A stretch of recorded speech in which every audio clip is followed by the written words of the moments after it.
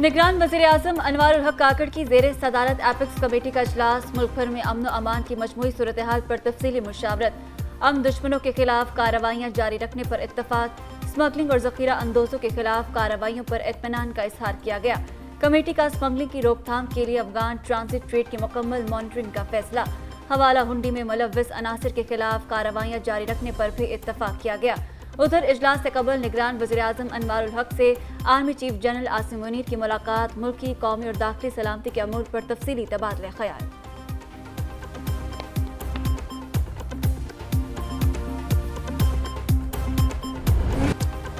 Practice and procedure act case की समाअत के दौरान मार्शल लॉ की गूंज। चीफ जस्टिस काजी फाइज ईसा ने रिमार्क्स दिए, क्या हमसे आप अगले मार्शल लॉ का दरवाजा खुलवाना चाहते हैं? मार्शल लॉ लगता है सब हथियार फेंक देते हैं, हल्फ को भुला दिया जाता है, पार्लियामान कुछ करे तो सबको हल्फ याद आ जाता है। मार्शल लॉ के खिलाफ भी दरख्वास्तें लाया करें, वहां क्यों नहीं आते? जस्टिस मुनीब अख्तर ने कहा, सुप्रीम कोर्ट ने पहले मार्शल लॉ को अपील में दुरुस्त करार नहीं दिया। सुप्रीम कोर्ट गलती पर मुस्तकबिल में इसकी दुरुस्तगी कर सकती है।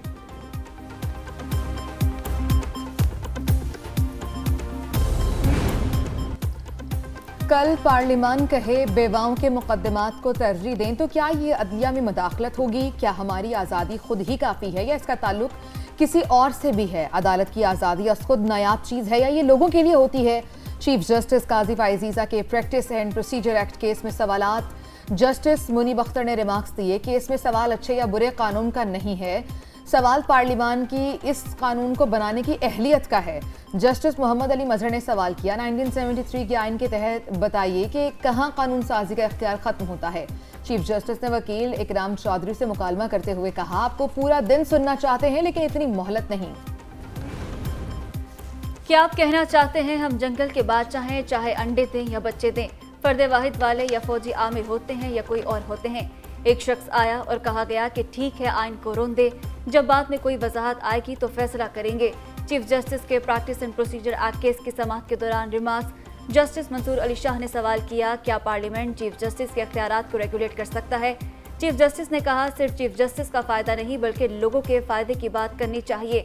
वकील हसन इरफान से सवाल किया, नजरसानी में अपील का हक मिलने से आपको क्या तकलीफ है? आपके बतौर शहरी इस एक्ट से कौन से हकूक मुतासिर हुए? चीफ जस्टिस पाकिस्तान काजी फाइज ईसा का practice and procedure act case की समाअत आज ही मुकम्मल करने का इंदिया।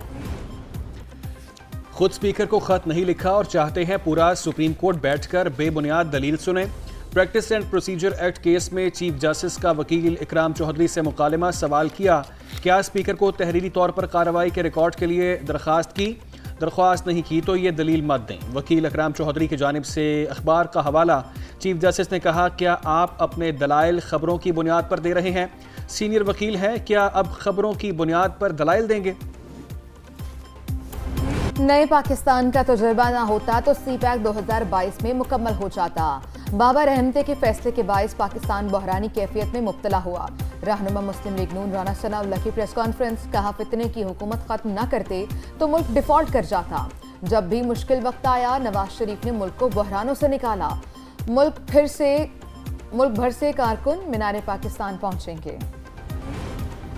साबिक वज़ीर आला सिंध मुराद अली शाह को एहतसाब अदालत का बुलावा आ गया। नैब रेफरेंसेस की जांच पड़ताल के बाद सियासी रहनुमाओं को नोटिस का सिलसिला जारी। एहतसाब अदालत ने साबिक वज़ीर आला मुराद अली शाह को नोटिस जारी कर दिया। मुराद अली शाह को नूरिया आबाद पावर प्लांट रेफरेंस में 26 अक्टूबर को ज़ाती हैसियत में तलब किया गया।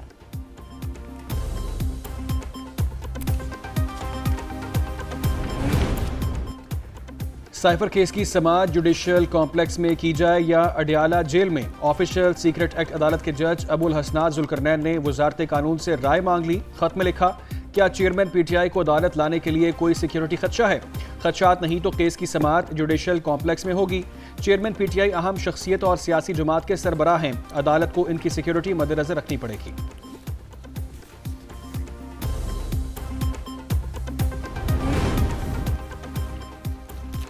9 मई जलाओ घिराव केस में रहनुमा PTI हलीम आदिल शेख का एतराफ़ जुर्म। पुलिस ने इंसदादी दहशतगर्दी अदालत कराची में चालान जमा करा दिया। चालान के मुताबिक हलीम आदिल शेख ने कहा, कायद की इश्तियाल अंगेज तकरीर और मुल्क जाम करने की कॉल पर लब्बैक कहा। लाठी डंडों और असलहा से लेस होकर एहतजाजी मकाम पर पहुंचे। सरकारी इमलाक और मुख्तलिफ मकामात को भी नुकसान भी पहुंचाया। उधर हलीम आदिल शेख की तरदीद कहते हैं जमा कराए गए चालान को नहीं मानता, कोई एतराफ़ जुर्म नहीं किया।